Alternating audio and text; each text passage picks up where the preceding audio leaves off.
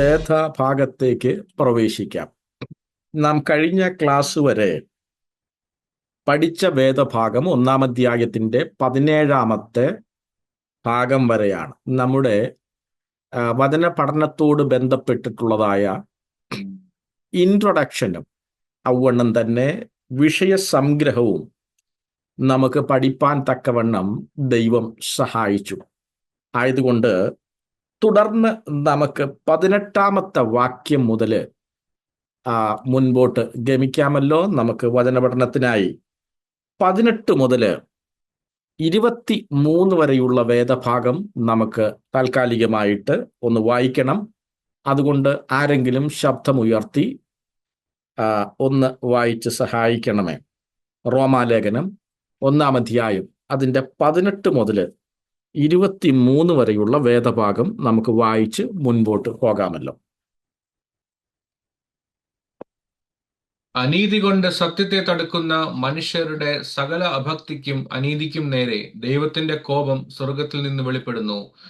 ദൈവത്തെക്കുറിച്ച് അറിയാകുന്നത് അവർക്ക് വെളിവായിരിക്കുന്നു. ദൈവം അവർക്ക് വെളിവാക്കിയല്ലോ. അവന്റെ നിത്യശക്തിയും ദിവ്യത്വവുമായി അവന്റെ അദൃശ്യ ലക്ഷണങ്ങൾ ലോക സൃഷ്ടി മുതൽ അവന്റെ പ്രവർത്തികളാൽ ബുദ്ധിക്ക് വെളിവായി വെളിപ്പെട്ടു വരുന്നു. അവർക്ക് പ്രതിവാദമില്ലാതിരിക്കേണ്ടതിന് തന്നെ. അവർ ദൈവത്തെ അറിഞ്ഞിട്ടും അവനെ ദൈവമെന്ന് ഓർത്ത് മഹത്വീകരിക്കുകയോ നന്ദി കാണിക്കുകയോ ചെയ്യാതെ തങ്ങളുടെ നിരൂപണങ്ങളാൽ വ്യർത്ഥമായി തീർന്നു. അവരുടെ വിവേകമില്ലാത്ത ഹൃദയം ഇരുണ്ടുപോയി. ജ്ഞാനികൾ എന്ന് പറഞ്ഞുകൊണ്ട് അവർ മൂഢരായി പോയി. അക്ഷയനായ ദൈവത്തിന്റെ തേജസ്സിനെ അവർ ക്ഷയമുള്ള മനുഷ്യൻ, പക്ഷി, നാൽക്കാലി, ഇഴജാതി എന്നിവയുടെ രൂപസാദൃശ്യമായി മാറ്റിക്കളഞ്ഞു. ആമേൻ. മതി. നിങ്ങൾ ആ വാക്യം വായിച്ചപ്പോൾ, അല്ലെങ്കിൽ ആ ഭാഗങ്ങൾ വായിച്ചപ്പോൾ മനസ്സിൽ ഏതെങ്കിലും വിഷയങ്ങൾ കടന്നു വന്നിട്ടുണ്ടാകും എന്ന് ഞാൻ കരുതുന്നു. പ്രത്യേകിച്ച് റോമാലേഖന പഠനം നമ്മുടെ ആത്മിക ജീവിതത്തിൻ്റെ പ്രായോഗികമായ വശങ്ങൾക്ക് അനുഗ്രഹമായി മാറട്ടെ എന്ന് ഞാൻ ആഗ്രഹിച്ചുകൊണ്ട് ആരംഭിക്കട്ടെ. 18 മുതൽ 32 വരെയുള്ള വേദഭാഗങ്ങൾ, ആ വേദഭാഗങ്ങളിലെ വിഷയം എന്ന് പറയുന്നത് ദൈവത്തെ വേണ്ടാത്ത മനുഷ്യർക്കുള്ള ശിക്ഷയാണ്. ഇനി ഞാനത് ആവർത്തിക്കുന്നില്ല.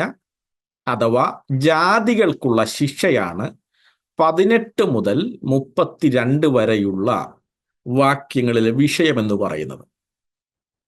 നോക്കുക, 18 മുതൽ 23 വരെയുള്ളതായ വാക്യങ്ങളാണ് നാം വായിച്ചത്. ആ പാരഗ്രാഫിൽ ദൈവത്തിൻ്റെ കോപവും അതിൻ്റെ കാരണവും നമ്മൾ കാണുന്നുണ്ട്. ദൈവകോപവും അതിൻ്റെ റീസണും നമ്മൾ അവിടെ കാണും. മനുഷ്യൻ സൃഷ്ടാവായ ദൈവത്തെ അറിയുന്നതിനും മനസ്സിലാക്കുന്നതിനും വേണ്ടി ദൈവം ചെയ്തിട്ടുള്ള പ്രപഞ്ചത്തിൻ്റെ പ്രവർത്തികളെ മനഃപൂർവമായിട്ട് മനുഷ്യൻ അകാരണമായി തിരസ്കരണം ചെയ്തിട്ട്, അല്ലെങ്കിൽ ഇഗ്നോർ ചെയ്തിട്ട് സൃഷ്ടികളെ ആർത്തിയോടെ ആരാധിക്കുവാൻ തുടങ്ങി.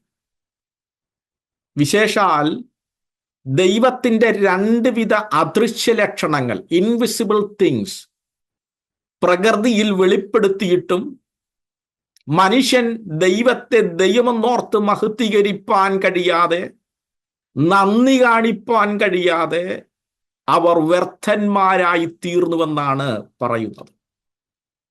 നോക്കുക, ആ 2 അദൃശ്യ ലക്ഷണങ്ങൾ അവിടെ പ്രത്യേകം പരാമർശിച്ചിട്ടുണ്ട്. ഒന്ന് നിത്യശക്തിയാണ്, 2 ദിവ്യത്വമാണ്. അതായത് എറ്റേണൽ പവർ ആൻഡ് ഡിവിനിറ്റിയാണ് നാം അവിടെ കാണുന്ന 2 ഇൻവിസിബിൾ തിങ്സ്. നോക്കൂ, എന്നാൽ ഇവ രണ്ടും മനുഷ്യർ തള്ളിക്കളഞ്ഞു. നിങ്ങൾ എഴുതുന്നവര് അങ്ങനെ എഴുതി പോകണമേ, വിട്ടുകളയാതെ എഴുതണമെന്ന് പ്രത്യേകം ഓർപ്പിക്കുന്നു. എന്നാൽ ഇവ രണ്ടും മനുഷ്യർ തള്ളിക്കളഞ്ഞു. നോക്കുക, ദൈവസഭയെ ഒരു ടെലിവിഷനിലെ കാഴ്ചകൾ കണ്ടിട്ട് സന്തോഷിക്കുകയും സങ്കടപ്പെടുകയും ചെയ്യുന്ന, അല്ലെങ്കിൽ കരയുകയും കൈയടിക്കുകയും ചെയ്യുന്ന, ആക്രോശിക്കുകയും ആഘോഷിക്കപ്പെടുകയും ചെയ്യുന്ന മനുഷ്യർക്ക് എല്ലാവർക്കും ഒരുപോലെ അറിയാവുന്ന ഒരു കാര്യമാണ് അതിൻ്റെ പിന്നിൽ ഒരു മാസ്റ്റർ ബ്രെയിൻ പ്രവർത്തിച്ചിട്ടുണ്ട് എന്നുള്ളത്. അദ്ദേഹത്തെ ആ പ്രോഗ്രാമിന്റെ ഡയറക്ടർ എന്നാണ് വിളിക്കുന്നത്. അങ്ങനെയാണെങ്കിൽ നോക്കുക, നാം നിത്യജീവിതത്തിൽ ഉപയോഗിക്കുന്നതായ വാച്ച് അല്ലെങ്കിൽ ക്ലോക്ക്, അതിൻ്റെ സെക്കൻഡ് സൂചി, മിനിറ്റ് സൂചി, മണിക്കൂർ സൂചി, ഇവയൊക്കെ തെറ്റുപറ്റാതെ പിന്നോട്ടോടാതെ മുന്നോട്ട് കുതിച്ച് സമയം കാണിക്കുന്നുവെങ്കിൽ നമുക്കറിയാവുന്ന ഒരു കാര്യമുണ്ട് സഭയെ, അതിൻ്റെ പിന്നിൽ അതിനെ ചിട്ടപ്പെടുത്തിയ വിശിഷ്ടനായ ഒരു വ്യക്തിത്വമുണ്ട് എന്ന്. അങ്ങനെയാണെങ്കിൽ നോക്കുക, ഈ നഗ്നമായ നേത്രങ്ങൾ കൊണ്ട് കാണുവാൻ കഴിയുന്ന വിധം ശരീരത്തിനും മനസ്സിനും ഒരുപോലെ അനുഭവിച്ചറിയുവാൻ കഴിയുന്നതുമായ ഈ പ്രപഞ്ചത്തിന്റെ അത്യുത്ഭുതമായ മേഖലകളും അതിൻ്റെ സൗന്ദര്യവും അതിൻ്റെ സമ്പത്തും അതിൻ്റെ സംഗീതവും അതിൻ്റെ സഞ്ചാരക്രമവും വെളിപ്പെടുത്തുന്ന ഒരു സന്ദേശമുണ്ട്. ആ സന്ദേശം ഭക്തനായ ദാവീദ് മനസ്സിലാക്കി ഒരിക്കൽ ഇങ്ങനെ വിളിച്ചു പറഞ്ഞു: ആകാശം ദൈവത്തിന്റെ മഹത്വത്തെ വർണ്ണിക്കുന്നു, ആകാശവിധാനം അവന്റെ കൈവേലയെ പ്രസിദ്ധമാക്കുന്നു. പകൽ പകലിന് ആ വാക്കുപൊഴിക്കുന്നു, രാത്രി രാത്രിക്ക് അറിവ് കൊടുക്കുന്നു. ഭാഷണമില്ല, വാക്കുകളില്ല, ശബ്ദം കേൾപ്പാനുമില്ല. ഭൂമിയിലെല്ലായിടവും അതിൻ്റെ അളവ് നൂലും ഭൂതലത്തിന്റെ അറ്റത്തോളം അതിന്റെ വചനങ്ങളും ചെല്ലുന്നു. അവിടെ അവൻ സൂര്യനൊരു കൂടാരമടിച്ചിരിക്കുന്നു. അത് മണവറയിൽ നിന്ന് പുറപ്പെടുന്ന മണവാളന് തുല്യമാണ്. നോക്കുക, ദാവീദ് ഇതെങ്ങനെ മനസ്സിലാക്കി? കാരണം ഭാഷണമില്ല, വാക്കുകളില്ല, ശബ്ദം കേൾപ്പാനുമില്ല.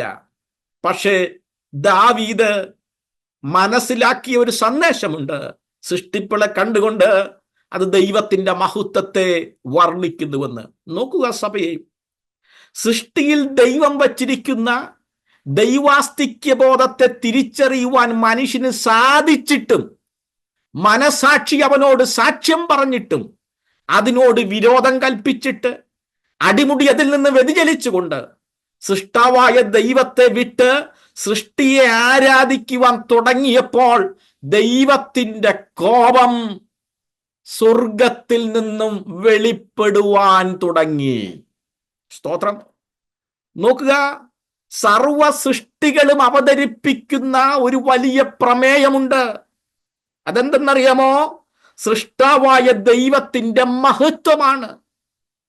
എന്നാൽ മനുഷ്യർ തനിക്ക് തന്നെ ജ്ഞാനികളായി തീർന്നുകൊണ്ട് സൃഷ്ടാവിനെ പരിത്യജിച്ചുകൊണ്ട് നിർവിചാരികളായി മാറി, വിഗ്രഹാരാധകരായി മാറി.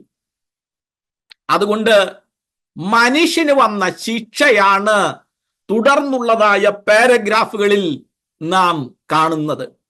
സ്തോത്രം. അതുകൊണ്ട് ഞാൻ പറയുന്ന 1-2 വാക്യങ്ങൾ നിങ്ങളൊന്ന് വായിക്കണമെന്ന് പ്രത്യേകം ഓർപ്പിക്കുന്നു. 24 25 വാക്യം ഒന്ന് വായിക്കാമല്ലോ പ്രാരംഭത്തിൽ. 24 25 വാക്യങ്ങൾ ഒരാള് ശബ്ദമുയർത്തി വായിക്കണമേ, അല്ലെങ്കിൽ ഞാനിവിടെ വായിക്കാൻ കഴിയുമോ? ആർക്കെങ്കിലും പെട്ടെന്ന് വായിക്കണമേ. അതുകൊണ്ട് ദൈവം അവമാന രാഗങ്ങളിൽ ഏൽപ്പിച്ചു. അതുകൊണ്ട് ദൈവം അവരെ തങ്ങളുടെ ഹൃദയ അത് വായിച്ചാട്ടെ, അങ്ങനെ വായിച്ചാട്ടെ. അതുകൊണ്ട് ദൈവം അവരെ അവമാന രാഗങ്ങളിൽ ഏൽപ്പിച്ചു. അവരെ സ്ത്രീകൾ സ്വാഭാവിക ഭോഗത്തെ സ്വഭാവവിരുദ്ധമാക്കി കളഞ്ഞു. അവണ്ണം പുരുഷന്മാരും സ്വാഭാവിക സ്ത്രീഭോഗം വിട്ട് അന്യോന്യം കാമം ജ്വലിച്ച് ആണോട് ആൺ അവലക്ഷണമായത് പ്രവർത്തിച്ചു. മതി ദേവസ്വം, ഞാൻ ഒന്ന് വായിക്കാം. എനിക്ക് വേണേ ബൈബിളിൽ ചെറിയ വ്യത്യാസം ഉണ്ടെന്ന് തോന്നുന്നു, ഞാനൊന്ന് വായിക്കാം. സബ്ജക്റ്റ് അത് തന്നെ. 24 വാക്യം ഞാനൊന്ന് വായിക്കാമല്ലോ. അതുകൊണ്ട് ദൈവം അവരെ തങ്ങളുടെ ഹൃദയങ്ങളിലെ മോഹങ്ങളിൽ സ്വന്തം ശരീരങ്ങളെ തമ്മിൽ അപമാനിക്കേണ്ടതിന് അശുദ്ധിയിൽ ഏൽപ്പിച്ചു. അപ്പൊ 24 25 വാക്യങ്ങളിൽ കാണുന്നത്, ഒന്ന്, ദൈവം അവർക്ക് നൽകിയ ശിക്ഷയുടെ ഒരു ഭാഗം അവരെ അശുദ്ധിയിലേൽപ്പിച്ചു, അൺക്ലീൻനെസ്സിന് ഹാൻഡ് ഓവർ ചെയ്തു. ഇനി നിങ്ങൾ നോക്കുക 26 27 വാക്യങ്ങൾ അടുത്ത ശിക്ഷയെക്കുറിച്ച് പറയുന്നു. അതുകൊണ്ട് ദൈവം അവരെ അവമാന രാഗങ്ങളിൽ ഏൽപ്പിച്ചു. ഇതെന്തുവാ? വൈൽ അഫെക്ഷൻ അങ്ങോട്ട് ദൈവം കൈമാറി. 28 മുതൽ 32 വരെ വായിക്കുമ്പോൾ അവിടെ കാണുന്നത് ദൈവത്തെ പരിജ്ഞാനത്തിൽ ധരിപ്പാൻ ഇഷ്ടമില്ലാത്തതിന് തക്കവണ്ണം ദൈവം അവരെ ഉചിതമില്ലാത്ത ചെയ്യുവാൻ നികൃഷ്ട ബുദ്ധിയിൽ ഏൽപ്പിച്ചു. കണ്ടോ, ദൈവത്തെ ദൈവമെന്നോർത്ത് മഹത്വീകരിപ്പാൻ കഴിയാതെ സൃഷ്ടികളെ ആരാധിക്കുവാൻ തുടങ്ങിയ മനുഷ്യർക്ക് ശിക്ഷ കൈവന്നു. ആ ശിക്ഷ 1, അവനെ അശുദ്ധിയിലേൽപ്പിച്ചു. 2, അവനെ അവമാന രാഗങ്ങളിൽ ഏൽപ്പിച്ചു. 3, അവനെ നികൃഷ്ട ബുദ്ധിയിലേൽപ്പിച്ചു. റിപ്രോബ്രേറ്റ് മൈൻഡ് അതിനകത്ത് ഏൽപ്പിച്ചു. നോക്ക് സഭ, ഇവിടെയൊക്കെ നമുക്ക് വളരെ വിശാലമായ പഠനമുണ്ട്. എന്നാൽ ഞാനിത് മൊത്തത്തിലൊന്ന് ലളിതമായിട്ട് നിങ്ങളുടെ മുമ്പിൽ അവതരിപ്പിച്ചിട്ട് ഞാനന്ന് വീണ്ടും 18-ാമത്തെ വാക്യത്തിലേക്ക് പോകും. നോക്കുക, അപ്പം മനുഷ്യന് വന്ന ശിക്ഷയാണത്.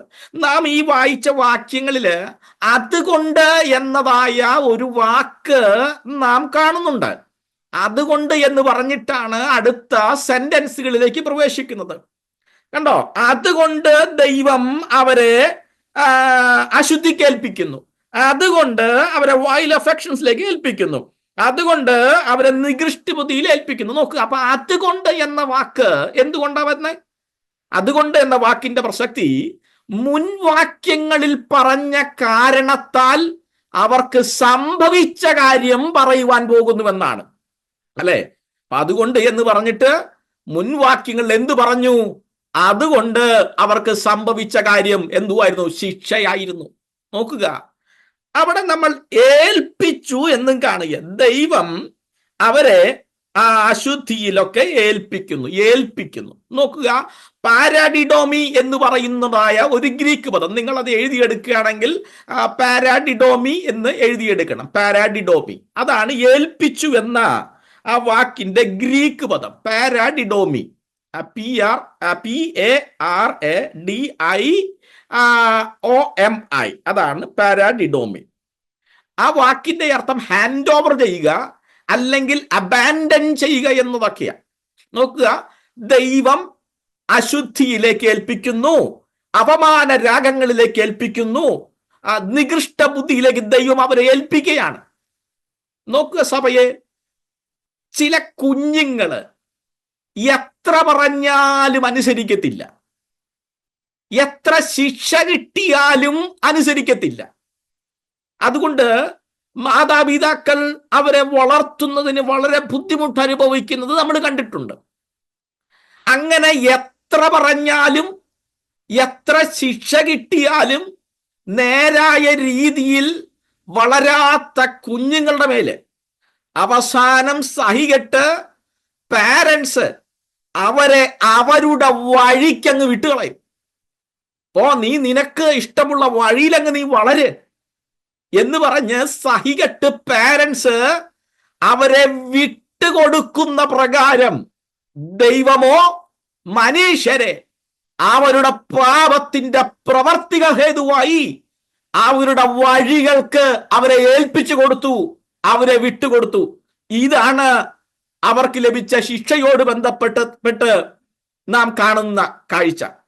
ദൈവസഭയെ, ഞാൻ അവിടെ നിന്ന് മാറാം. ഇപ്പോൾ ആ ഭാഗങ്ങളിലെ സബ്ജക്റ്റ് എന്താണ് എന്ന് നാം എല്ലാവരും മനസ്സിലാക്കിയിരിക്കുന്നുവല്ലോ.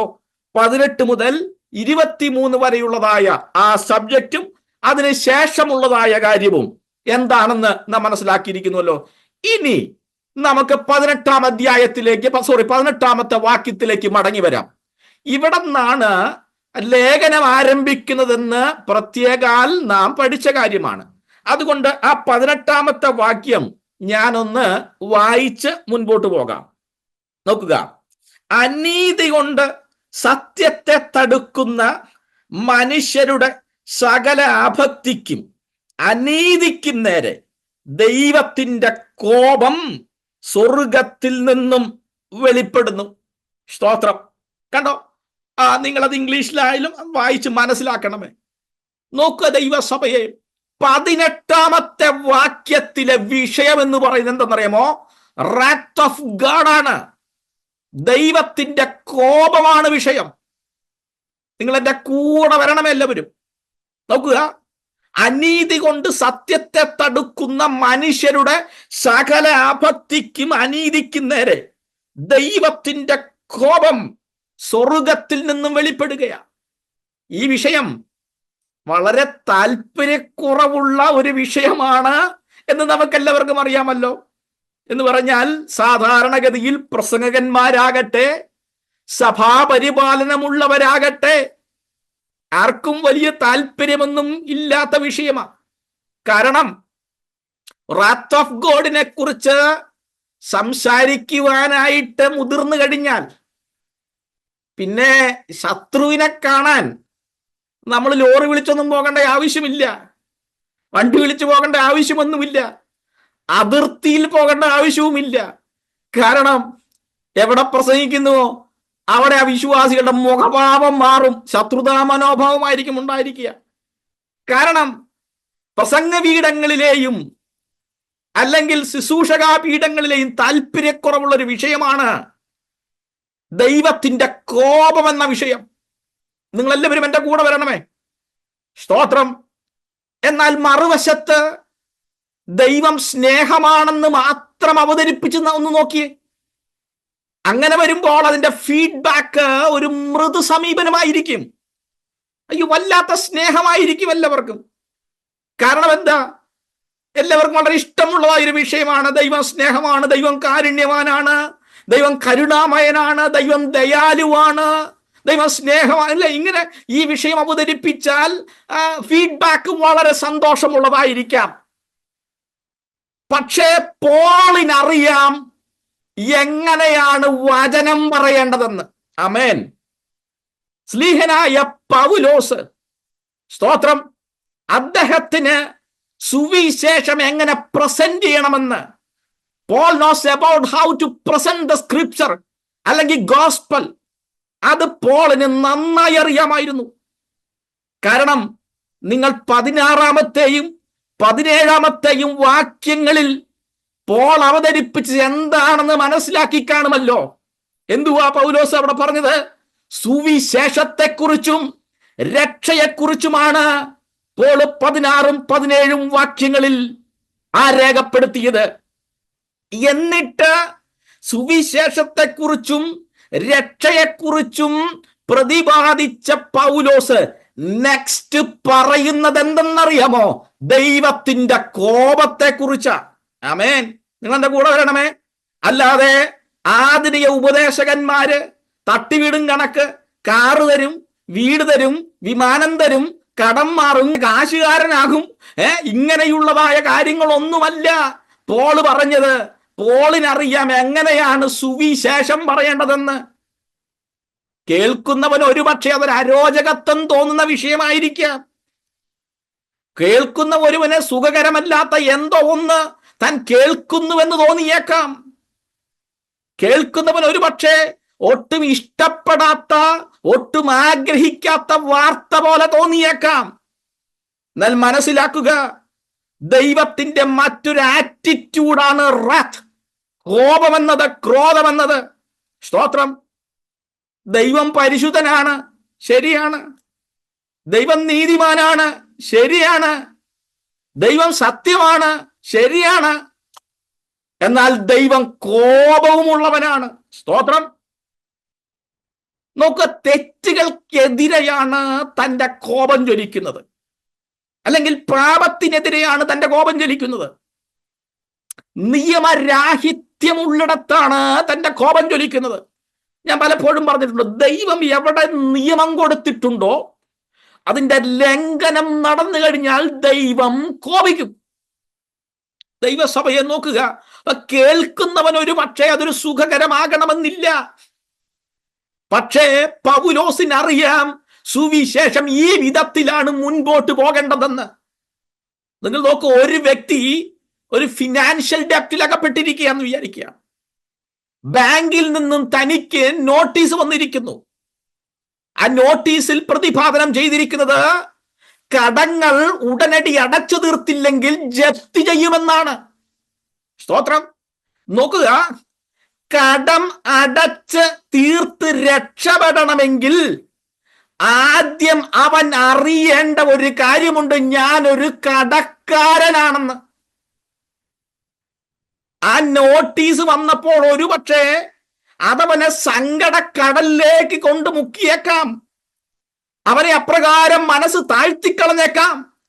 പക്ഷെ ഓർക്കുക, അത് രക്ഷപ്പെടാനുള്ള ഒരു വാർത്തയാണ്. കടം അടച്ചു തീർത്താൽ ജപ്തി ചെയ്യും, കടം അടച്ചു തീർത്തില്ലെങ്കിൽ ജപ്തി ചെയ്യും. ആദ്യം അവനറിയണം ഞാനൊരു കടക്കാരനാണെന്ന്. നോക്ക സഭയെ, ഒരു രോഗി ഒരു മരുന്ന് കഴിക്കണമെങ്കിൽ ആദ്യം അവനൊരു ബാഡ് ന്യൂസ് കേൾക്കണം. അതെന്തുവാ? അവൻ രോഗിയാണെന്ന്, അല്ലേ? സ്തോത്രം. അല്ലാതെ രോഗമില്ലാത്ത ആരെങ്കിലും മരുന്ന് കഴിക്കുവോ? ഇല്ലല്ലോ. നോക്കൂ, എന്ന പോലെ മനുഷ്യൻ ആദ്യം അറിയേണ്ട രക്ഷയുടെ സന്ദേശം എന്തെന്നറിയാമോ? താൻ പാപത്തിൽ ജീവിക്കുന്നുവെന്നും ദൈവക്രോധം തന്റെ മേൽ വസിക്കുന്നു എന്നുള്ളതുമാണ്. ഇതിനെയാണ് ഗോസ്പൽ എന്ന് പറയുന്നത്, അഥവാ സദ്വാർത്ത, നല്ല വാർത്ത. അയ്യോ, നിങ്ങൾ എന്റെ കൂടെയുണ്ടോ? സ്തോത്രം. ആദ്യം കേൾക്കുന്ന വാർത്ത അവൻ രോഗിയാണെന്ന്. ആദ്യം കേൾക്കുന്ന വാർത്ത നീ ഒരു കടക്കാരനാണ്. ഇതൊരു പക്ഷേ തളർത്തുന്ന, മനസ്സ് മരവിപ്പിക്കുന്ന, വേദനിപ്പിക്കുന്ന, ഉന്മേഷത്തെ കെടുത്തിക്കളയുന്നതായ ഒരു വാക്കായിരിക്കാം, വാർത്തായിരിക്കാം. പക്ഷേ ഇവിടെ നിന്നാണ് അവൻ അതിലൂടെയുള്ള രക്ഷ ആരംഭിക്കുന്നതെങ്കിൽ ഇതിനെയാണ് ഗോസ്പൽ എന്ന് പറയുന്നത്, അഥവാ സദ്വാർത്ത, നല്ല വാർത്ത. ആമേൻ. കണ്ടോ? നിങ്ങൾ എന്റെ കൂടെ വന്നേ. അപ്പൊ ഗോസ്പൽ ഒരു പക്ഷേ മറ്റുള്ളവർക്ക് നല്ല വാർത്തയായി തോന്നത്തില്ലായിരിക്കാം, എന്നാൽ രക്ഷപ്പെടുവാൻ ആഗ്രഹിക്കുന്നവന് ഇത് നല്ല വാർത്തയാണ്. അതുകൊണ്ട് ആ വചനം ഇങ്ങനെ പറഞ്ഞത്, വിശ്വസിക്കുന്ന ഏവനും വിശ്വസിക്കുന്ന ഏവനും വിശ്വസിക്കുന്ന ഏവനും അത് രക്ഷയ്ക്കായി ദൈവശക്തിയാകുന്നുവെന്ന്. സ്തോത്രം. നോക്ക ദൈവസഭയെ, പാപിയായിരിക്കുന്ന മനുഷ്യനെ നോക്കിക്കൊണ്ട് നിന്നെ വാലല്ല തലയാക്കും എന്ന കർണരസമായ അനുഗ്രഹ വചസ്സുകളെ വർഷിപ്പിക്കുന്ന സുവിശേഷമല്ലിത്. മറിച്ച് പാപിക്ക് പശ്ചാത്താപം നൽകുന്ന, മനുഷ്യർക്ക് ദിശാബോധം നൽകുന്ന, അടിമുതൽ മുടിവരെ മാനവന് മാറ്റം നൽകുന്ന, മനുഷ്യരെ ദൈവാസ്തിക്യ ബോധത്തിലേക്ക് നയിക്കുന്ന സുവിശേഷമാണിത്. ഇത് മനുഷ്യന്റെ പാപാവസ്ഥയെ വെളിപ്പെടുത്തി ദൈവരാജ്യ പ്രവേശനം നൽകുന്ന അത്യുന്നത ദൈവത്തിന്റെ പുത്രനെ കുറിച്ചുള്ള സുവിശേഷമാണ്. സ്തോത്രം. ലേലിയ. അപ്പൊ അത് കേൾക്കുമ്പോൾ അയ്യോ, ഇതൊരു ഗുഡ് ന്യൂസ് ആണോ എന്ന് തോന്നും, അല്ലേ? ഇതൊരു സദ്വാർത്തയാണോ? ഇത് ഗോസ്പലാന്നേ. ഗോസ്പൽ ഇങ്ങനെയാന്നേ. നോക്കുക ദൈവസഭയെ, പലപ്പോഴും സുവിശേഷത്തിന്റെ ദൂതുകൾ നമ്മെ ആശ്ചര്യപ്പെടുത്തിയേക്കാം. കാരണം നമ്മൾ വിചാരിക്കുന്ന പോലെ അല്ലല്ലോ പോകുന്നത്. പലപ്പോഴും അങ്ങനെയാ. ഗോസ്പലിന്റെ മെസ്സേജസ് അങ്ങനെയാ. സന്ദേശങ്ങളെ നമ്മളെ ആശ്ചര്യപ്പെടുത്തുന്നതാ. സ്തോത്രം. നിങ്ങൾക്കറിയാമോ, ഒരിക്കൽ യേശുവിന്റെ അമ്മയായ മറിയോടൊരിക്കൽ ഒരു ദൂത് വന്നു. അതെന്തുവാ? ഒന്ന് വായിക്കാമോ? നിങ്ങളൊന്ന് വായിച്ചാട്ടെ. ലൂക്കോസിന്റെ സുവിശേഷം 2-ാം അധ്യായം, ആരെങ്കിലും എടുത്ത് വായിക്കണം. 2-ാം അധ്യായം, Luke chapter 2 verse 34 and 35 ഒന്ന് വായിച്ചേ. Luke chapter 2 verse 34 and 35. പിന്നെ ശിമോൻ അവനെ അനുഗ്രഹിച്ച് അവന്റെ അമ്മയായ മറിയയോട്, അനേക ഹൃദയങ്ങളിലെ വിചാരം വെളിപ്പെടേണ്ടതിന് ഇസ്രയേലിൽ പലരുടെയും വീഴ്ചയ്ക്കും എഴുന്നേൽപ്പിനും മറുത്തു പറയുന്ന അടയാളത്തിനുമായി വെച്ചിരിക്കുന്നു. നിന്റെ സ്വന്തം പ്രാണനിൽ കൂടിയും ഒരു വാൾ കടക്കും എന്ന് പറഞ്ഞു. മതി മതി മതി മതി ദൈവാസ. Thank you. നിങ്ങൾ ആ ഭാഗം ശ്രദ്ധിച്ചോ? ഒന്നും കൂടി ഞാൻ അന്ന് അതിന്റെ തുടക്കത്തെ ഒരു പദം പറഞ്ഞു തരാം. പിന്നെ ശിമ്യോൻ അവരെ അനുഗ്രഹിച്ചു. കണ്ടോ? അവരെ അനുഗ്രഹിച്ചു. അവന്റെ അമ്മയായ മറിയോട് അനുഗ്രഹം കൊടുക്കുന്നതാ. അത് അനുഗ്രഹം കൊടുത്ത് അവസാനിപ്പിക്കുമ്പോ എന്താ പറയുന്നേ? നിന്റെ സ്വന്തം പ്രാണനിൽ കൂടിയും ഒരു വാൾ കടക്കും. എന്നെ അനുഗ്രഹം ഇത്. ദൈവസഭയെ, സുവിശേഷത്തിന്റെ സന്ദേശങ്ങൾ പലപ്പോഴും അങ്ങനെ നമ്മളെ ആശ്ചര്യപ്പെടുത്തുന്നതാന്നേ. അനുഗ്രഹം എന്ന് പറഞ്ഞിട്ട് പറയുന്നതോ, നിന്റെ സ്വന്തം പ്രാണനിൽ കൂടിയും ഒരു വാൾ കടക്കുമെന്നാ പറയുന്നത്. സ്തോത്രം അല്ലേ? അതിന്റെ അർത്ഥം എന്ന് പറയുന്നത് ഞാൻ ഒരിക്കൽ സഭയില് ഇത് പറഞ്ഞിട്ടുണ്ട്. അതിന്റെ അർത്ഥം എന്ന് പറയുന്നത് മാതാവെന്ന നിലയില് യേശുവിനോടുള്ള തന്റെ പ്രാണനിലെ പറ്റിച്ചേരൽ ഒരു വാൾ കൊണ്ട് ഛേദിക്കപ്പെട്ടതുപോലെ വേർപെടുകയും യേശുവിനെ മകൻ എന്ന നിലയിൽ കാണുന്നത് അവസാനിപ്പിച്ചിട്ട് തന്റെ രക്ഷിതാവായ ദൈവം എന്ന നിലയിൽ കാണുന്നതിന് നൽകിയ പ്രവചന സന്ദേശമാണ്. അപ്പൊ മകൻ എന്ന രീതിയിലുള്ളതായ തന്റെ കാഴ്ച വിട്ടിട്ട് യേശു തന്റെ രക്ഷിതാവാണെന്ന രീതിയിൽ താൻ കാണണമെന്ന് തന്റെ ഹൃദയത്തിൽ ഒരു ഛേദമുണ്ടാകണം. അതാണ് നിന്റെ പ്രാണനിൽ കൂടി ഒരു വാൾ കിടക്കുമെന്നതിന്റെ അർത്ഥം. സഭയെ നോക്കുക, സുവിശേഷം അങ്ങനെയാണ്. അത് മാറ്റത്തിന് കാരണമാകുന്നതാണ്. നോക്കുക, സുവിശേഷം നമ്മുടെ ദുസ്വഭാവങ്ങളിൽ നിന്നും മോചനം പ്രാപിക്കുന്നതിനുള്ള ഒരു മാർഗമല്ല. ഞാനൊന്ന് ഉറപ്പിച്ച് പറയാം കേട്ടോ. നമ്മുടെ ഏതെങ്കിലും ചീത്ത സ്വഭാവങ്ങളിൽ നിന്നും നമുക്ക് മോചനം പ്രാപിക്കുന്നതിന് ഉള്ളതായ ഒരു മാർഗമല്ല സുവിശേഷം എന്ന് പറയുന്നത്. ഒരു നല്ല മനുഷ്യനായി ജീവിക്കുവാൻ മാത്രം നമ്മളെ പഠിപ്പിക്കുന്നതോ പരിശീലിപ്പിക്കുന്നതോ ആയ ഒന്നല്ല സുവിശേഷം എന്ന് പറയുന്നത്. മറിച്ച് സുവിശേഷം എന്ന് പറയുന്നത് മനുഷ്യന്റെ പാപത്തെക്കുറിച്ച് സംസാരിക്കുന്നതാണ്. സുവിശേഷം എന്ന് പറയുന്നത് ദൈവ കോപത്തെക്കുറിച്ച് സംസാരിക്കുന്നതാണ്. കണ്ടോ? സ്തോത്രം. സാധാരണ നാം രക്ഷയെക്കുറിച്ചും ദൈവസ്നേഹത്തെക്കുറിച്ചും സംസാരിപ്പാൻ എടുക്കുന്ന ഒരു വാക്യമുണ്ട്. ആ വാക്യം യോഹന്നാന്റെ സുവിശേഷം 3-ാം അധ്യായം 16-ാമത്തെ വാക്യമാ. ആ വാക്യം നമുക്ക് എല്ലാവർക്കും അറിയാം. തന്റെ ഏകജാതനായ പുത്രനിൽ വിശ്വസിക്കുന്ന ഏവനും നശിച്ചു പോകാതെ നിത്യജീവൻ പ്രാപിക്കേണ്ടതിന് ദൈവം അവനെ നൽകുവാൻ തക്കവണ്ണം ലോകത്തെ സ്നേഹിച്ചു. നമുക്ക് എല്ലാവർക്കും അറിയാവുന്ന വാക്യമാണ്. ദൈവസ്നേഹത്തെക്കുറിച്ച്, രക്ഷയെക്കുറിച്ച്, നിത്യജീവനെക്കുറിച്ച് നമ്മളത് പറയും. പക്ഷെ അവിടെ ഒരു പ്രത്യേക പദം ഉണ്ടെന്നേ, നശിച്ചു പോകാതെ എന്ന പദം. Should not perish. നശിച്ചു പോകാതെ നിത്യജീവൻ പ്രാപിക്കണം. വിശ്വസിക്കുന്ന ഏവനും നശിച്ചു പോകരുത്. ആ വാക്യം നമ്മൾ വായിക്കുമ്പോൾ 2 പ്രത്യേക കാര്യമാണ് അത് എഴുതിയിരിക്കുന്നത്.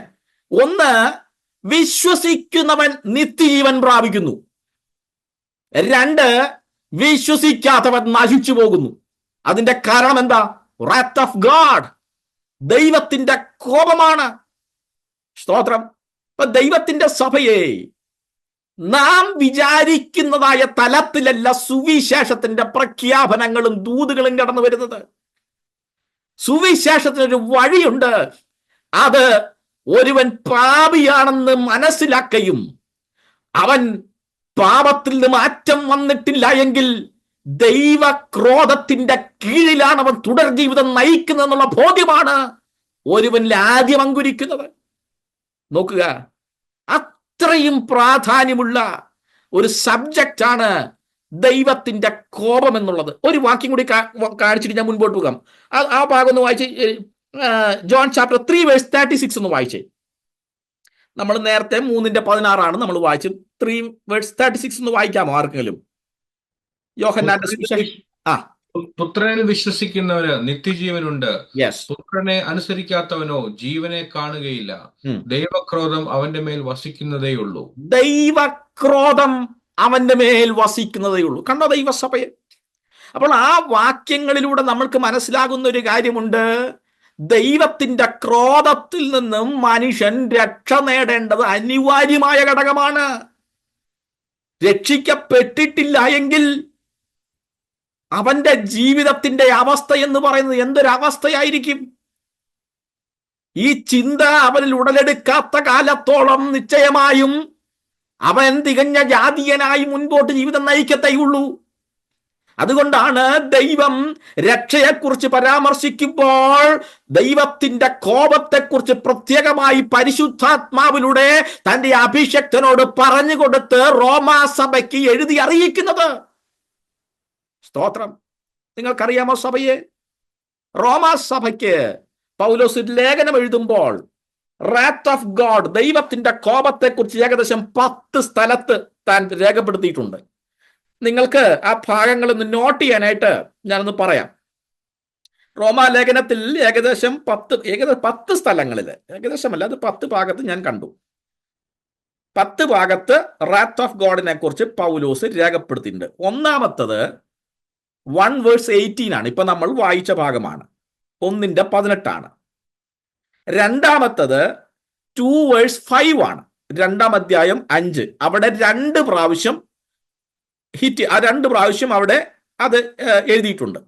2 പ്രാവശ്യം കോപത്തെക്കുറിച്ച് പറഞ്ഞിട്ടുണ്ട്. മൂന്നാമത്തത് അല്ലെങ്കിൽ 4-ാമത്തത് 2:8 ആണ്. 2:8 ആണ്. അടുത്തത് 4:15 ആണ്. അടുത്തത് 5:9 ആണ്. അടുത്തത് 9:22 ആണ്. 9:22. അടുത്തത് 12:19 ആണ്. 12:19. അടുത്തത് 13:4 ആണ്. 13:4 ആണ്. അടുത്തത് 13:5 ആണ്.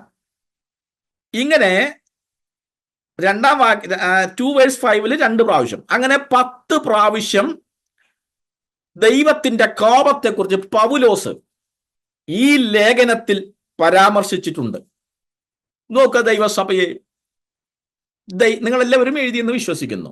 ദൈവകോപത്തെക്കുറിച്ച് മനസ്സിലാക്കാതെ ഒരിക്കലും നമുക്ക് ദൈവസ്നേഹത്തെ മനസ്സിലാക്കുവാൻ സാധിക്കില്ല. ആ ക്രൂസിലേക്കൊന്ന് നോക്കിയേ, കാൽവറിയുടെ ആ ക്രൂസിലേക്കൊന്ന് നോക്കുക. കർത്താവായ യേശുക്രിസ്തുവിന്റെ ക്രൂശീകരണം അല്ലെങ്കിൽ ക്രൂസിലേക്ക് നോക്കുക. ക്രൂസിൽ 2 കാര്യങ്ങളാണ് ദൈവം വെളിപ്പെടുത്തിയിട്ടുള്ളത്. ഒന്ന്, പാപത്തോടുള്ള ദൈവത്തിന്റെ കോപം. 2, മനുഷ്യരോടുള്ള ദൈവത്തിന്റെ സ്നേഹം. ഇവയാ സുവിശേഷം. പാപത്തോട് ബന്ധപ്പെട്ടുള്ള ദൈവത്തിന്റെ കോപവും മനുഷ്യരോടുള്ള ദൈവത്തിന്റെ സ്നേഹവും. അപ്പൊ ഈ സബ്ജക്റ്റിന്റെ ആഴം അത് വർദ്ധിപ്പിക്കുക. സ്തോത്രം. നോക്കുക സഭയെ, നമുക്ക് 18-ാം ആ വാക്യത്തിലേക്ക് ഒന്നും കൂടി അത് പ്രവേശിക്കാമല്ലോ, ഒന്നും കൂടി കിടക്കാം. ആ 18-ാമത്തെ വാക്യം ഞാനൊന്ന് വായിക്കാം. അനീതി കൊണ്ട് സത്യത്തെ തടുക്കുന്ന മനുഷ്യരുടെ സകല ആപത്തിക്കും അനീതിക്ക് നേരെ ദൈവത്തിന്റെ കോപം സ്വർഗത്തിൽ നിന്നും വെളിപ്പെടുന്നു. ഇവിടെ ഒരു പ്രത്യേക കാര്യം നമ്മൾ കാണുന്നുണ്ട്. ദൈവകോപത്തിന്റെ കാരണം എന്താന്ന് പറയുന്നുണ്ട്. Reason of റാത്ത് of God. അത് നമ്മളിവിടെ കാണുന്നുണ്ട്. അതെന്തുവാ? 1, അൺഗോഡ്ലിനെസ്. 2, അൺറൈച്ചസ്നെസ്, അഭക്തിയും അനീതിയും. മാത്രവുമല്ല, പ്രധാനപ്പെട്ട കാര്യമുണ്ട്. എന്താ പറയുമോ? ഇങ്ങനെയുള്ളവര് സത്യത്തെ തടയുന്നു. കണ്ടോ? തടയുക മാത്രമല്ല, തടസ്സപ്പെടുത്തുകയും ചെയ്യുന്നു. അതാണ് അതിന്റെ നല്ല അർത്ഥം എന്ന് പറയുന്നത്. ഈ അഭക്തിയോടെയും അനീതിയോടെയും അതിന്റെ ആ പാപാവസ്ഥയിൽ ജീവിക്കുന്ന വ്യക്തികൾ അവരുടെ അനീതി മൂലം ദൈവത്തെ തടയുന്നു. കണ്ടോ? സ്തോത്രം. സത്യത്തെ തടുക്കുന്നു, സത്യത്തെ തടസ്സപ്പെടുത്തുകയും ചെയ്യുന്നു. അപ്പോൾ ഇവിടെ നമുക്കൊരു കാര്യം വ്യക്തമാകുന്നുണ്ട്. എന്തെന്നറിയാമോ? അജ്ഞതയല്ല ദൈവകോപത്തിന്റെ കാരണം, അറിവില്ലായ്മയല്ല ദൈവകോപത്തിന്റെ കാരണം. നമ്മൾ ഈ ഭാഗം പഠിക്കുമ്പോൾ അങ്ങനെയാ മനസ്സിലാക്കുന്നത്. കാരണം തടുക്കുക, സത്യത്തെ തടുക്കുക ചെയ്യുന്നേ. അപ്പോൾ അത് അറിവില്ലായ്മയല്ല, മനുഷ്യന്റെ അജ്ഞതയല്ല അതിന്റെ കാരണം, റിജക്ഷൻ ആണ് കാരണം. കണ്ടോ? റാത്ത് ഓഫ് ഗോഡിന്റെ കാരണം അവിടെ കാണുന്നത് മനുഷ്യൻ റിജക്ട് ചെയ്തു, മനുഷ്യൻ ദൈവത്തെ തിരസ്കരിച്ചു. ആമേൻ. അതുകൊണ്ട് ഒന്നും കൂടി ഞാൻ ആ ഭാഗത്തേക്ക് ഒന്ന് ആഴത്തി കടക്കാൻ 21-ാം വാക്യവും 32-ാമത്തെ വാക്യം ഒന്ന് വായിക്കാം. ഞാൻ 21-ാമത്തെ വാക്യവും 32-ാമത്തെ വാക്യം അതിനോട് ചേർന്ന് വായിക്കാം. അവർ ദൈവത്തെ അറിഞ്ഞിട്ടും, ശ്രദ്ധിക്കണമേ, ദൈവത്തെ അറിഞ്ഞിട്ടും അവനെ ദൈവമെന്നോർത്ത് മഹത്വീകരിക്കുകയോ നന്ദി കാണിക്കുകയോ ചെയ്യാതെ തങ്ങളുടെ നിരൂപണങ്ങളിൽ വ്യർത്ഥരായി തീർന്നു. അവരുടെ വിവേകമില്ലാത്ത ഹൃദയം ഇരുണ്ടുപോയി. കണ്ടോ? അറിഞ്ഞിട്ടും ദൈവം ഓർത്ത് മഹത്വീകരിച്ചില്ല, നന്ദി കാണിച്ചില്ല. ഇനി 32-ാമത്തെ വാക്യം, ഈ വക പ്രവർത്തിക്കുന്നവർ മരണയോഗ്യർ എന്നുള്ള ദൈവന്യായം അവരറിഞ്ഞിട്ടും അവയെ പ്രവർത്തിക്കുക മാത്രമല്ല, പ്രവർത്തിക്കുന്നവരിൽ പ്രസാദിക്കുകയും കൂടി ചെയ്യുന്നു. അപ്പോ തടസ്സം ചെയ്യുക മാത്രമല്ല, തടസ്സം ചെയ്യുകയും ചെയ്യുന്നു. അല്ലെങ്കിൽ മറ്റുള്ളവരെ പോലും അവർ തടസ്സം ചെയ്യുക. സ്വന്തമായി തടസ്സം ചെയ്യുക മാത്രമല്ല, മറ്റുള്ളവരെ കൂടി ചെയ്യിക്കാനായിട്ട് താല്പര്യപ്പെടാത്തവരാണ് അവർ.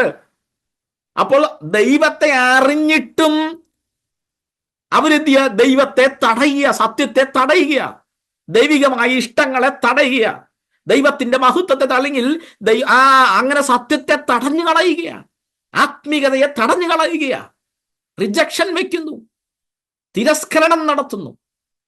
അങ്ങനെയുള്ളവർക്ക് ദൈവിക സത്യം വേണ്ട. അങ്ങനെയുള്ളവർക്ക് ദൈവത്തിങ്കേക്കുള്ള മാനസാന്തരവും വേണ്ട. നോക്കൂ സഭയെ, ഇങ്ങനെ ഈ സത്യത്തെ തടയുന്നവരുടെ ഒരു ചെറിയ ചിത്രം ഞാൻ നിങ്ങൾക്ക് തരാം. ഒരു ചെറിയൊരു അറിവ് ഞാൻ തരാം. അതൊരു വാക്യം വായിക്കണം. ലൂക്കോസിന്റെ സുവിശേഷം 12-ാം അധ്യായം 47-ാമത്തെ വാക്യമാണ്. ലൂക്ക് ചാപ്റ്റർ 12 വേഴ്സ് 47 ആണ്. അവിടെ പറഞ്ഞിട്ടുള്ളതായ ഭാഗം നിങ്ങളൊന്ന് വായിക്കണമേ. വായിച്ചു മുൻപോട്ട് പോകാം കേട്ടോ. വായിച്ചു മുൻപോട്ട് പോകാം. ലൂക്കോസ് 12:47 വായിച്ചാട്ടെ. യജമാനന്റെ ഇഷ്ടം അറിഞ്ഞിട്ട് ഒരുങ്ങാതെ അവന്റെ ഇഷ്ടം ചെയ്യാതെ ഇരിക്കുന്ന ദാസന് വളരെ അടികൊള്ളും. ശ്രദ്ധിക്കണമേ, ശിക്ഷയ്ക്ക് കാരണമാകുന്നപ്പോ എന്താ? യജമാനന്റെ ഇഷ്ടം അറിഞ്ഞിട്ടും ഒരുങ്ങാത്തവൻ. ഇതാണ് സത്യത്തെ തടയുന്നവന്റെ ഒരു ചിത്രം. യജമാനന്റെ ഇഷ്ടം അറിഞ്ഞു എന്നിട്ടും ഒരുങ്ങാത്തവൻ അടി കിട്ടുന്നു. ഇനി യോഹന്നാൻ 3:19 ഒന്ന് വായിച്ചേ. യോഹന്നാൻ 3:19 അവിടെ എന്താ പറയുന്നത് നോക്കിയേ. അവിടെ എന്താ പറയുന്നത്? ന്യായവിധി എന്നതോ വെളിച്ചം ലോകത്തിൽ വന്നിട്ട് മനുഷ്യരുടെ പ്രവൃത്തി ദോഷമായുള്ളത് ആകയാൽ അവർ വെളിച്ചത്തെക്കാൾ ഇരുളിനെ സ്നേഹിച്ചത് തന്നെ. ശ്രദ്ധിച്ചോ? വെളിച്ചം വന്നിട്ടും വെളിച്ചത്തെക്കാൾ അധികം ഇരുട്ടിനെ സ്നേഹിച്ചു. കണ്ടോ? അപ്പൊ സത്യത്തെ തടയുന്ന എങ്ങനെയാ? യജമാന്റെ ഇഷ്ടം അറിഞ്ഞിട്ടും ഒരുങ്ങുന്നില്ല. വെളിച്ചം വന്നിട്ടും വെളിച്ചത്തെക്കാൾ കൂടുതൽ ആരെ സ്നേഹിക്കുക? ഇരുട്ടിനെ സ്നേഹിക്കുക. സ്തോത്രം. യേശുവിനെ സ്നേഹിക്കുന്നതിനേക്കാൾ കൂടുതൽ വേറെ ആരെയും സ്നേഹിക്കുക. ദൈവസഭയെ നോക്കുക. 2 തെസ്സലോനിക്കൽ ലേഖനം എന്ന് എഴുതേ. 2 തെസ്സലോനിക്കൽ ചാപ്റ്റർ 2 വേഴ്സ് 10 ഒന്ന് വായിക്കണം. 2 തെസ്സലോനി 2:10 വാക്യം ഒന്ന് വായിച്ചേ. അവിടെ കാണുന്നത് സത്യത്തെ സ്നേഹിച്ച് കൈക്കൊള്ളാൻ കഴിയാത്തവൻ. ഒന്ന് വായിച്ചേ. അവർ രക്ഷിക്കപ്പെടുവാൻ തക്കവണ്ണം സത്യത്തെ സ്നേഹിച്ചു കൈക്കൊള്ളാകയാൽ തന്നെ അങ്ങനെ ഭവിക്കും. അപ്പൊ സത്യത്തെ സ്നേഹിച്ച് കൈക്കൊള്ളുവാൻ പറ്റാത്തവർ. നോക്കുക ദൈവസഭ, സത്യത്തെ തടയുന്നവരുടെ ഒരു ചിത്രമാണിത്. ദൈവത്തിന്റെ ഇഷ്ടം അറിഞ്ഞിട്ടും ദൈവം ആരാണെന്നറിഞ്ഞിട്ടും അതിനോട് മെരുക്കപ്പെടാതെ മുൻപോട്ട് ജീവിതം നയിക്കുന്നവർ, വെളിച്ചം വന്നിട്ടും വെളിച്ചത്തെക്കാൾ കൂടുതൽ എനിക്ക് ഇരുട്ട് മതി എന്ന് കരുതി ഇരുട്ടിനെ സ്നേഹിക്കുന്നവർ, സ്നേഹിച്ച് സത്യത്തെ കൈക്കൊള്ളുവാൻ കഴിയാത്തവർ. സ്തോത്രം. നിങ്ങൾക്കൊരു കാര്യം അറിയുമോ? ഒരിക്കൽ ഫേലിക്സ് എന്ന് പറയുന്നതായ ഒരു മനുഷ്യൻ, നമ്മൾ ആ ഭാഗം വായിച്ച് നമുക്ക് പൗലോസിനോട് ബന്ധപ്പെട്ട് ഒരു കാര്യം പറയുന്നുണ്ട്. പൗലോസിനെ വിളിച്ചു വരുത്തി പ്രസംഗം കേൾക്കുന്നുണ്ട്. ആ ഭാഗം ഒന്ന് വായിച്ച 24 അപ്പോസ്തലപ്രവൃത്തി 24-ാം അധ്യായം ഒന്ന് വായിക്കണം. അപ്പോസ്തലപ്രവൃത്തി 24-ാം അധ്യായം 24-ഉം 25-ഉം വാക്യങ്ങളൊന്ന് വായിച്ചാട്ടെ. Acts chapter 24 verse 24 and 25. സത്യത്തെ തടയുന്നവരുടെ ഒരു ചിത്രമാണ്. അതിനകത്ത് ഫെലിക്സിനെ നിങ്ങളൊന്ന് കാണുക. ഈ ഫെലിക്സ് പൗലോസിനോട് ബന്ധപ്പെട്ട് എന്താണ് ചെയ്തത്? വായിച്ചാട്ടെ. അപ്പോ കുറെ നാൾ കഴിഞ്ഞിട്ട് ഫെലിക്സ് യഹൂദ സ്ത്രീയായ തന്റെ ഭാര്യ ദൃസില്ലയുമായി വന്നു. പൗലോസിനെ വരുത്തി ക്രിസ്തേശുവിലുള്ള വിശ്വാസത്തെക്കുറിച്ച് അവന്റെ പ്രസംഗം കേട്ടു. എന്നാൽ അവൻ നീതി, ഇന്ദ്രിയ ജയം, വരുവാനുള്ള ന്യായവിധി എന്നിവയെക്കുറിച്ച് സംസാരിക്കുമ്പോൾ ഫെലിക്സ് ഭയപരവശനായി, തൽക്കാലം പോകാം, അവസരമുള്ളപ്പോൾ നിന്നെ വിളിപ്പിക്കാം എന്ന് പറഞ്ഞു. കണ്ടോ? ഇന്ദ്രിയജയത്തെക്കുറിച്ചും സ്തോത്രം മറ്റ് ന്യായവതിയെക്കുറിച്ചും ദൈവത്തിന്റെ ദാസനായ പൗലോസ് ഫെലിക്സിനോടും കൂടെയുള്ളവരോടും പ്രസംഗിക്കുമ്പോൾ താൻ പ്രസംഗം നിർത്തിച്ച് മതി മതി ഇനി പോകാം, ഇനി അവസരമുള്ളപ്പോൾ ആകാന്ന്. നോക്ക് എന്തുവാ, ദൈവത്തെ അറിഞ്ഞിട്ടും അതേ പരിജ്ഞാനത്തിൽ കൈക്കൊള്ളുവാൻ കഴിയാതെ വെളിച്ചം വന്നിട്ടും ഇരുട്ട് മതിയെന്ന് ആഗ്രഹിക്കുന്നവർ, സത്യത്തെ തടുത്തു കളയുന്നവന്റെ ചിത്രം ഇങ്ങനെയാണ്. ദൈവത്തെ അറിഞ്ഞിട്ടും ദൈവമെന്നോർത്ത് മഹത്വീകരിപ്പാൻ കഴിയാതെ സ്വന്തമായ അവരുടെ വ്യർത്ഥമായ നിരൂപണങ്ങളിലായി തീർന്ന മനുഷ്യർ. നോക്കുക ദൈവസഭ. എന്നാൽ നിങ്ങൾ എഫെസോസ് സഭയെ ഒന്ന് എടുത്തു നോക്കുക. എഫെസോസ് സഭയെ കുറിച്ച് ശ്ലീഹനായ പൗലോസ് എഴുതിയ കാര്യം എന്തെന്നറിയാമോ? മുമ്പേ അവര് കോപത്തിന്റെ മക്കളായിരുന്നുവെന്നാണ്. എഫെസ്യ ലേഖനം 2-ാം അധ്യായം വായിക്കുമ്പോൾ നമ്മളത് കാണുന്നുണ്ട്. അവര് മുൻപ് ലോകത്തിൽ പ്രകൃതിയാൽ കോപത്തിന്റെ മക്കളായിരുന്നു. അതിന്റെ അർത്ഥം ദൈവ കോപത്തിന് വിധേയപ്പെട്ടവരായിരുന്നു. എന്നാൽ ഇപ്പോൾ അവർ ദൈവത്തിന്റെ ഭവനക്കാരായി മാറിയെന്ന്. ചിലര് സത്യം അറിഞ്ഞിട്ടും അതിനെ തടഞ്ഞിട്ട് ദൈവത്തെ മാറ്റിയിട്ട് ശിക്ഷയ്ക്ക് യോഗ്യരായി ക്രോധം അവരുടെ മേൽ ഇപ്പോഴും നിലനിൽക്കുമ്പോൾ എഫെസോസ് സഭ പറയുക, എന്നാൽ ഞങ്ങളുടെ കോപം ദൈവം ഞങ്ങളിൽ മാറ്റി, ഇപ്പോൾ ഞങ്ങൾ ദൈവത്തിന്റെ ഭവനക്കാരാണ്. നോക്ക് ദൈവസഭയെ, ലേലിയ കൃപയാൽ ദൈവം നമ്മെയും ദൈവത്തിന്റെ ഭവനക്കാരാക്കി മാറ്റിയല്ലോ. സ്തോത്രം. ഇത്ര നല്ലവനായ ദൈവം നമുക്ക് വേണ്ടി വലിയവ ചെയ്തുവെന്ന് അവനെ അറിഞ്ഞ് വിശ്വസിച്ച് ആരാധിപ്പാൻ ഭൂമിയിൽ കൃപ നൽകിയല്ലോ. അവന്റെ നാമം മഹത്വപ്പെടുമാറാകട്ടെ. അപ്പൊ നോക്ക് ദൈവസഭയെ, സത്യത്തെ തടഞ്ഞു കഴിഞ്ഞാൽ ദൈവത്തിന്റെ കോപം ഉണ്ടാകും. ദൈവത്തെ അറിഞ്ഞിട്ടും മനഃപൂർവ്വം റിജക്റ്റ് ചെയ്ത് കളയുക. നോക്ക് ആ വാക്യം ഇപ്രകാരം ഒന്നുകൂടി നമുക്ക് വായിക്കാം. അനീതി കൊണ്ട് സത്യത്തെ തടുക്കുന്ന മനുഷ്യരുടെ സകലാഭക്തിക്കും അനീതിക്കും നേരെ ദൈവത്തിന്റെ കോപം സ്വർഗത്തിൽ നിന്നും വെളിപ്പെടുകയാണ്. വെളിപ്പെടുന്നുവെന്നാ പറയുന്നത്. The wrath of God is revealed from heaven. ദൈവകോപം സ്വർഗത്തിൽ നിന്നും വെളിപ്പെടുന്നുവെന്നാണ്. നോക്ക് സഭയെ, സുവിശേഷം വെളിപ്പെട്ട സത്യമാണ്. അതുപോലെ തന്നെ ദൈവകോപവും വെളിപ്പെട്ടതാണ്. എന്ന് വെച്ചാൽ മനുഷ്യൻ കണ്ടെത്തിയതല്ല എന്ന് സാരം. മനുഷ്യൻ കണ്ടെത്തിയതാണെങ്കിലേ അത് ഈസി ആയിട്ട് എല്ലാവർക്കും കണ്ടെത്താമല്ലോ. സ്തോത്രം. എന്നാൽ ഇവിടെ സുവിശേഷം വെളിപ്പെട്ടു വന്ന പോലെ ദൈവത്തിന്റെ കോപവും വെളിപ്പെട്ടു വരികയാണ്. അവിടെ നമ്മൾ കാണുന്ന ഒരു പ്രസന്റൻസാണ് കാണുന്നത്. വെളിപ്പെടുന്നു, ഒരു പ്രസന്റൻസാണ് കാണുന്നത്. അപ്പൊ അതിന്റെ അർത്ഥം എന്താ? ദൈവത്തെ വേണ്ടാത്ത മനുഷ്യർക്ക് ഈ ഭൂമിയിൽ വെച്ച് ഇപ്പോൾ തന്നെ ദൈവകോപമുണ്ട്. ആരെല്ലാം ദൈവത്തെ അറിഞ്ഞിട്ടും ദൈവത്തെ വേണ്ടെന്ന് വെക്കുന്നുവോ അങ്ങനെയുള്ള മനുഷ്യർക്ക് ഇപ്പോഴും ദൈവത്തിന്റെ ക്രോധമുണ്ട്. അതിന്റെ ഉത്തമ ഉദാഹരണമാണ് നോഹയുടെ കാലത്തെ ജലപ്രളയം. അവർ വഷളന്മാരായി ജീവിതം മുൻപോട്ട് നയിച്ചപ്പോൾ ഒരൊറ്റ കുടുംബത്തെ ഒഴികെ മുഴുവൻ മനുഷ്യരെയും ജലപ്രളയത്താൽ ഉന്മൂലനം ചെയ്തു. സ്തോത്രം. സോദോം ഗോമോറയുടെ ചിത്രം എങ്ങനെയാ? സോദോം ഗോമോറയുടെ ചിത്രം, ലോത്തിനെയും തന്റെ കുടുംബത്തെയും രക്ഷപ്പെടുവാൻ അനുവദിക്കുന്നവനായ ദൈവം ബാക്കിയുള്ളവരുടെ മേൽ ശിക്ഷാവിധി വരികയാ. കോരഹ്, ദാതാം, അബീരാം, അവരുടെ മേൽ ശിക്ഷ വന്നത് എങ്ങനെയാ നമുക്കറിയാമല്ലോ. ദൈവദാസനോടും ഗ്രൂപ്പിനോടും എതിർനിന്നത് കൊണ്ട്. സ്തോത്രം. അവർക്ക് വന്നതായ ശിക്ഷയുടെ അനുഭവം. നോക്ക് സഭയെ, ദൈവത്തെ വേണ്ടാത്ത മനുഷ്യർക്ക്, ദൈവത്തോട് മത്സരിക്കുന്നവരായ മനുഷ്യർക്ക്, തിരസ്കരണം നടത്തുന്ന മനുഷ്യരോട് ഈ ഭൂമിയിൽ വെച്ച് തന്നെ ദൈവം തന്റെ കോപത്തെ വെളിപ്പെടുത്തുന്നുണ്ട്. ഇവിടെ പ്രസന്റൻസിലാണ് കാണുന്നത്. ഈ കാലത്തും അത് വെളിപ്പെടുന്നുണ്ട്. എന്നാൽ റോമാലേഖനം 2:5 റാത്ത്, നിങ്ങൾ ആ ഭാഗം നോട്ട് ചെയ്തിട്ടുണ്ടല്ലോ. 2 പ്രാവശ്യം അവിടെ കോപം എഴുതിയിട്ടുണ്ട്. എന്നാൽ റോമാലേഖനത്തിന്റെ 2-ാം അധ്യായം 5-ാമത്തെ വാക്യത്തിലെ ആ ദൈവകോപം അത് ഫ്യൂച്ചർ ടെൻസിലാണ് കാണുന്നത്. അത് ഫ്യൂച്ചറിലേക്കുള്ളതാ, ഭാവിയിലേക്കുള്ളതാ. ഞാനത് വായിക്കാം. എന്നാൽ നിന്റെ കാഠിന്യത്താലും അനുതാപമില്ലാത്ത ഹൃദയത്താലും നീ ദൈവത്തിന്റെ നീതിയുള്ള വിധി വെളിപ്പെടുന്ന കോപദിവസത്തേക്ക് നിനക്ക് തന്നെ കോപം ചരതിച്ചു വെക്കുന്നു. ശ്രദ്ധിക്കുന്നോ? നീ ദൈവത്തിന്റെ നീതിയുള്ള വിധി വെളിപ്പെടുന്ന കോപദിവസത്തേക്ക് നിനക്ക് തന്നെ കോപം ചരതിച്ചു വെക്കുന്നു. അപ്പൊ അതിന്റെ അർത്ഥം എന്താ? ഭാവിയിൽ ദൈവത്തിന്റെ ക്രോധം വെളിപ്പെടുന്ന ഒരു ദിവസമുണ്ട് സഭയെ. അപ്പോൾ രക്ഷിക്കപ്പെട്ടു എന്ന് പറയുന്നവരും ജീവിതം സൂക്ഷിക്കണം. നോക്കിയേ, ഈ കാലത്ത് ദൈവത്തിന്റെ ക്രോധം ദൈവത്തെ അറിഞ്ഞിട്ടും തള്ളിക്കളയുന്നവർ മേലുണ്ട്. അങ്ങനെയാണെങ്കിൽ ദൈവത്തെ അറിഞ്ഞവരും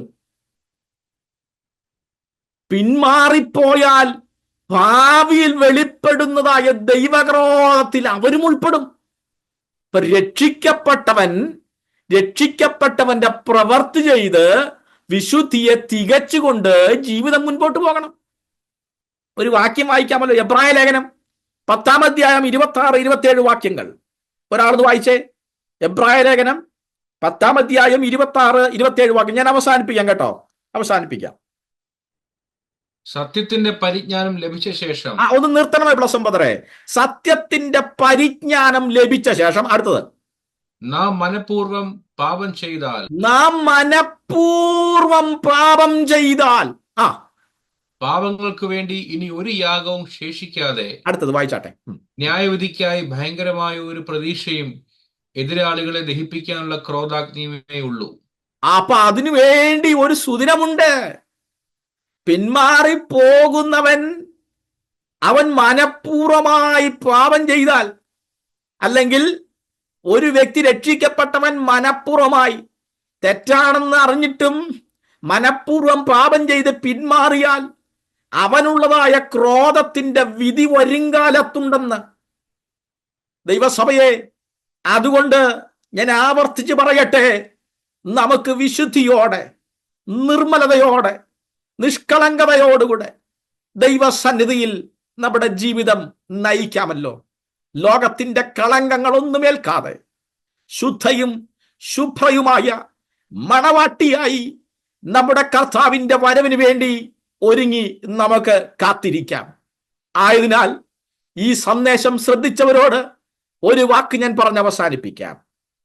ഞാനൊരു പാപിയാണെന്നും ദൈവക്രോധം എന്റെ മേൽ ഉണ്ട് എന്നും ഞാൻ തിരിച്ചറിഞ്ഞത് നിമിത്തം ഇപ്പോൾ രക്ഷകനായ കർത്താവിനെ എന്റെ ഹൃദയം നൽകി അവനായി അവന്റെ ഇഷ്ടത്തിൽ ജീവിക്കുവാൻ താല്പര്യപ്പെടുന്നുവെന്ന് തീരുമാനമെടുക്കാവുന്നതാണ്.